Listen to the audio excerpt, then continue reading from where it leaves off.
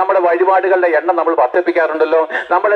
നമ്മൾ ആയിരിക്കുന്ന വിശ്വാസത്തിന് വേണ്ടി പണം മുടക്കാറുണ്ടല്ലോ. നമ്മുടെ ശരീരത്തെ ദണ്ഡിപ്പിക്കാറുമുണ്ടല്ലോ. പ്രിയപ്പെട്ടവരെ, ഞാൻ ചോദിച്ചോട്ടെ, കഴിഞ്ഞ വർഷം ഉണ്ടായിരുന്ന സന്തോഷം നിങ്ങളിൽ എത്ര പേർക്കുണ്ട്? ഇന്ന് കഴിഞ്ഞ വർഷം ഉണ്ടായിരുന്ന സമാധാനം ഇന്ന് നിങ്ങളിൽ എത്ര പേർക്കുണ്ട്? ഇല്ല എന്ന് എനിക്ക് ഉറപ്പ് പറയാൻ പറ്റും.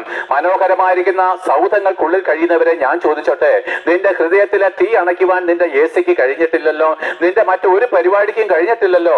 അതേ മനോഹരമായിരിക്കുന്ന മണിമാളിൽ കഴിഞ്ഞാലും, ചറ്റക്കുള്ളിൽ കഴിഞ്ഞാലും, തെരുവോരങ്ങൾ കഴിഞ്ഞാലും എല്ലാവരുടെയും ഹൃദയം വേദന കൊണ്ട് നിറഞ്ഞിരിക്കുകയാണ്. അത് പ്രധാനമന്ത്രി ആയാലും ശരി, മുഖ്യമന്ത്രി ആയാലും ശരി, തെരുവോരങ്ങൾ നടക്കുന്ന യാചകനായാലും ശരി, എല്ലാവരുടെയും ഹൃദയം കഠിനമായിരിക്കുന്ന വേദനയിൽ കൂടെ കടന്നു പോവുകയാണ്.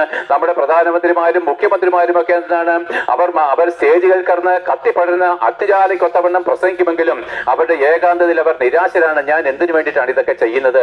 അവസാനം നിരാശാമുഖമായിട്ട് ഒന്നുമില്ലാത്തവരും ഏതുമില്ലാത്തവരുമായിട്ട് മനുഷ്യരുടെ മുമ്പിലും ദൈവത്തിന് മുമ്പിലും നിന്നാപാത്രങ്ങളായിട്ട് മരിച്ചടക്കപ്പെടുകയാണ്.